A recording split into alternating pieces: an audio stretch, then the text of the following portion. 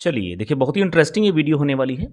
इस वीडियो के अंदर बात करने वाले हैं कुछ बड़ी हलचल वाली कंपनियों के बारे में। देखिए, अभी का जो समय है शेयर बाज़ार के अंदर, वो बहुत ही मन को परेशान करने वाला समय चल रहा है, ख़ास करके अगर रिटेल निवेशकों की बात करते हैं तो। देखिए, आज अगर आप एफआईज़ डीआईज़ का एक्शन देखेंगे, तो डीआईज़ की तरफ से मोटा-मोटी 3076 करोड़ की खरीदारी देखने को मिली है और एफआईज़ की तरफ से 3490 करोड़ का माल बेचा गया है। एफआईज़ कोई दिन ऐसा नहीं जाता है कि जब वो भारतीय बाज़ारों के अंदर बिकवाली नहीं कर रहे हों और डीआईज़ की तरफ से उल्टी एक्टिविटी देखने को मिल रही है। तो दोस्तों, जैसा कि अभी समय चल रहा है शेयर बाज़ार के अंदर पैनिक का माहौल है, क्योंकि यहाँ पर काफ़ी सारे रिटेल निवेशकों को यही लग रहा है कि ये जो इंटरनेशनल एक्टिविटीज़ हो रही हैं, बाहर से जो खबरें आ रही हैं कि कहीं ट्रंप भारत के ऊपर और टैरिफ यहाँ पर ना बढ़ा दे तो क्या होगा? कहीं ईरान में जो हम लोगों को वॉर जैसे हालात देखने को मिल रहे हैं, वो अगर बढ़ते हुए दिखाई दें, तो क्या स्थिति बनने वाली है? तो ये जो चीज़ें हैं, ये इससे पहले भी ऐसे ही देखने को मिली हैं। यहाँ पर जो माहौल आज का है, ऐसा ही माहौल हम लोगों को इससे पहले कई बार शेयर बाज़ार के अंदर देखने को मिल चुका है। बस नाम बदले हैं, समझिएगा इस चीज़ को। नाम बदले हैं, अभी आपको टैरिफ वॉर देखने को मिल रहा है, कभी आपको रशिया यूक्रेन का युद्ध देखने को मिल रहा था, इससे पहले कोविड का एक बुरा समय देखने को मिल रहा था, इससे पहले न जाने कितने ऐसे समय आए हैं जिसमें हमें ये लगा है कि अब माल बेच देना चाहिए, सही समय है, पता चले बाज़ार के अंदर बड़ी गिरावटें ना हो जाए। लेकिन कुछ समय अंतराल बीतने के बाद में हम लोगों को क्या देखने को मिलता है उल्टा शेयर बाज़ार के अंदर, कि जिन्होंने गिरावट में खरीदारी की, उनका बड़ा पैसा बन रहा है। जो माल बेचकर निकल गए थे, आज वो सिर्फ़ यही सोच रहे हैं कि काश अगर थोड़े दिन और रोक लेता, तो आज शेयर बाज़ार के अंदर मैं एक अच्छे इन्वेस्टमेंट में होता। तो ये चीज़ें हैं और आज भी हैं, कल भी थी और आगे आने वाले समय के अंदर भी रहेंगी। तो इन चीज़ों को इग्नोर करते हुए सिर्फ़ अच्छी और मजबूत कंपनियों को पढ़ते चलिएगा, क्योंकि यही वो कंपनियाँ हैं, जो कि आगे आने वाले समय के अंदर मल्टी बैगिंग रिटर्न हम लोगों को बनाकर देंगी। देखिए, जितनी भी कंपनियाँ इस वीडियो के अंदर आपके सामने रखी जाने वाली हैं, किसी भी तरीके से कोई खरीदारी करने की रिकमेंडेशन नहीं है। ओनली नॉलेज पर्पस से ये वीडियो बनाया गया है। चीज़ों को समझिएगा, बाकी हम सब खुद इतने समझदार हैं, हम लोगों को पता है कि कहाँ पर कितना माल उठाना है। जल्दबाजी नहीं करनी है और ये तो आपको बिल्कुल छोड़ ही देना है कि भर-भर के क्वांटिटी हम लोगों को खरीदनी है, क्योंकि एक सही रणनीति नहीं है स्टॉक मार्केट के अंदर काम करने की। हमेशा अपने आप को सिप के अंदर, यानी कि छोटे-छोटे इन्वेस्टमेंट के अंदर कन्वर्ट कीजिएगा, क्योंकि यही वो छोटे-छोटे इन्वेस्टमेंट होते हैं जो कि फ्यूचर में बड़ा पैसा बना कर देते हैं।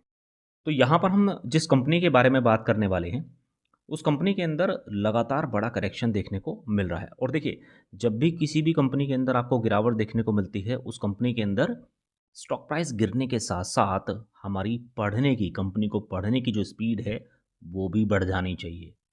जबकि लोग उल्टा करते हैं। लोग क्या काम करते हैं? लोग गिरते हुए शेयर्स के अंदर माल बेचने लग जाते हैं।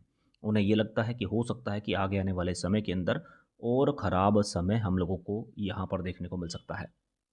देखिए, सबसे पहले तो ये जो कंपनी है, किसी भी तरीके से देखिए खरीदारी करने के रिकमेंडेशन नहीं है। पता चले आप नेक्स्ट डे ही जाकर कंपनी के अंदर खरीदारी करें।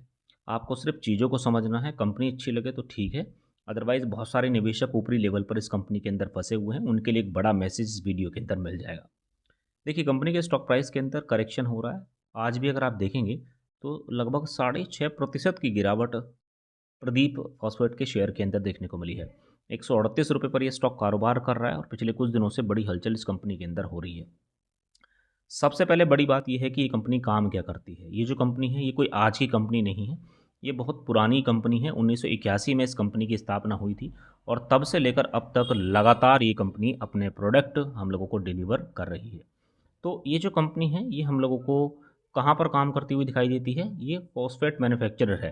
देखिए, ये जो फॉस्फेट की अगर बात करते हैं, तो उससे पहले आपको एक चीज़ समझ के चलना है कि इंडिया के अंदर अगर largest second private sector phosphate company की बात करते हैं, तो ये हमें कंपनी दिखाई देती है।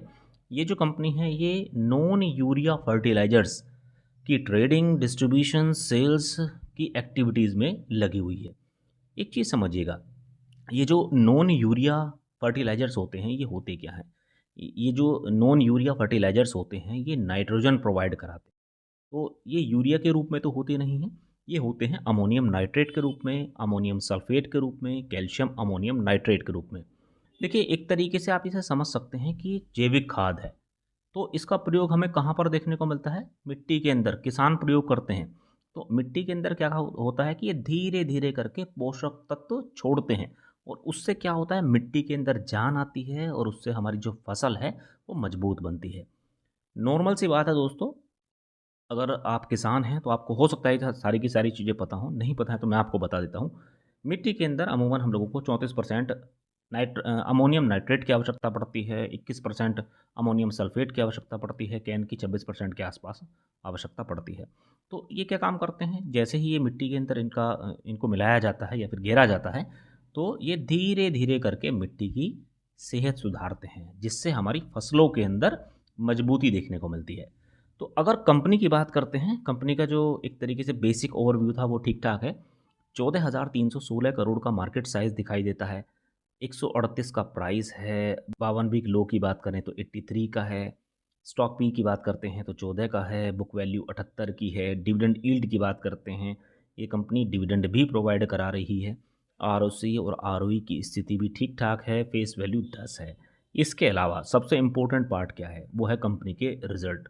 देखिए, फ़िलहाल की डेट में अगर आप इस कंपनी के लेटेस्ट नतीजे देखेंगे, तो अभी इस कंपनी ने लेटेस्ट रिजल्ट पब्लिश नहीं किए हैं। बहुत जल्दी ये कंपनी अपने नतीजे डिक्लेयर करेगी।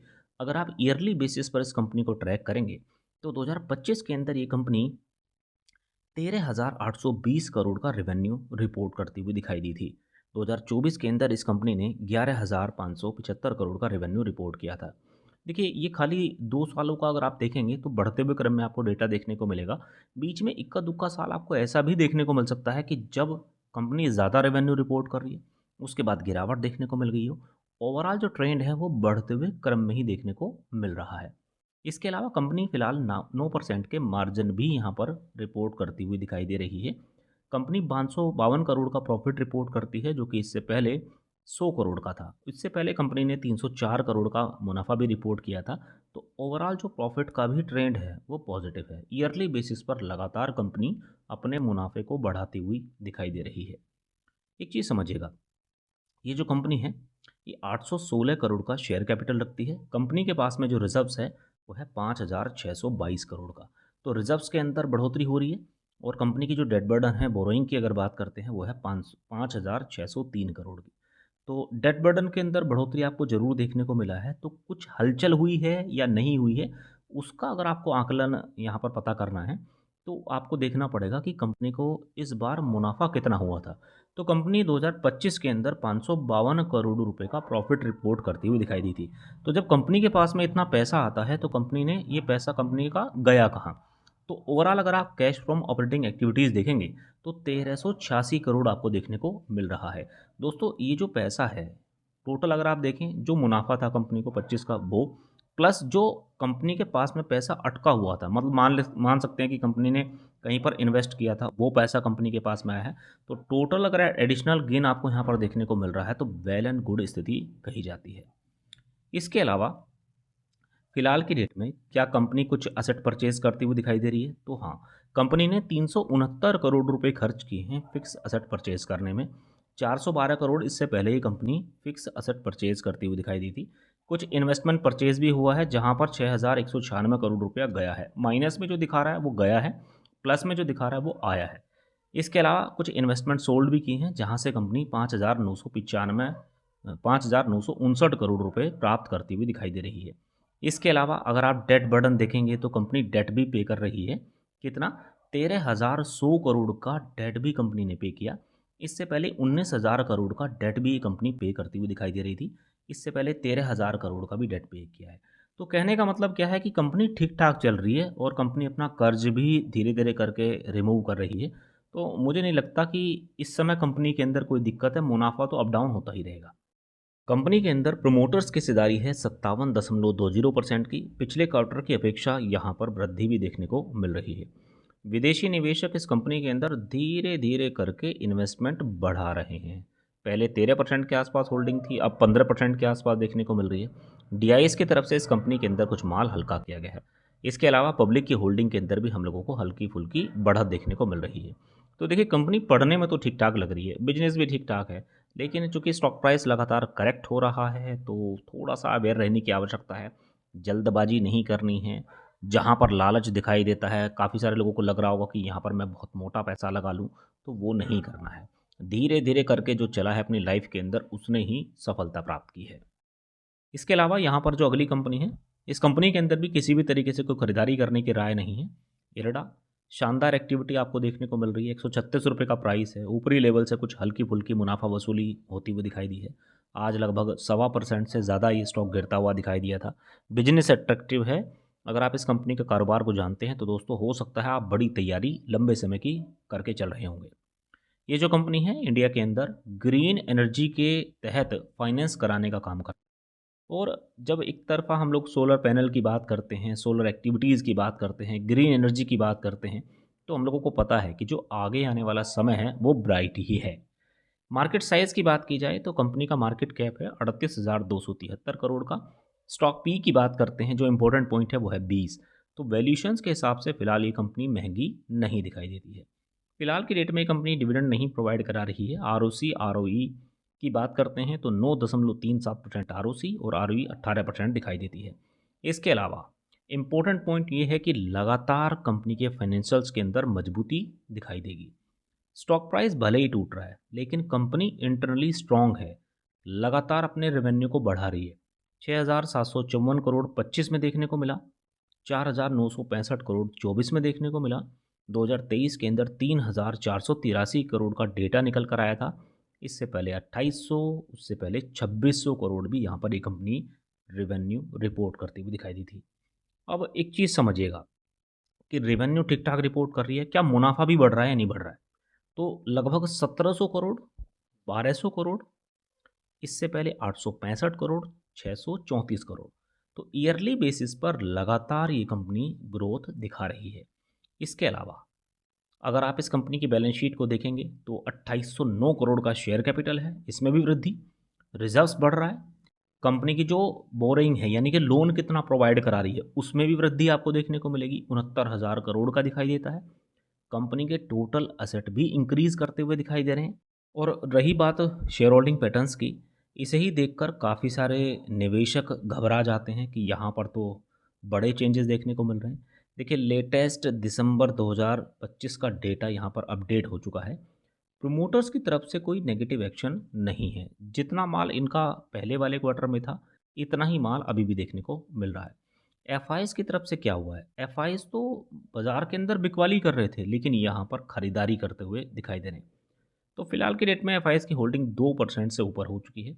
डीआईएस की तरफ से कुछ माल बेचा गया है और पब्लिक की होल्डिंग के अंदर भी हल्की फुल्की गिरावट देखने को मिल रही है। तो दोस्तों आप इन दोनों कंपनियों को पढ़िएगा, अच्छी कंपनी है। लॉन्ग टर्म के हिसाब से इन कंपनियों के अंदर एक बड़ा एक्शन देखने को मिल सकता है। उम्मीद करेंगे कि पूरी जानकारी आपको अच्छी लगी होगी। चैनल पर पहली बार आए हैं तो सब्सक्राइब करके रख सकते हैं, साथ में बेल आइकन जरूर हिट कर लीजिएगा। Thank you so much for watching.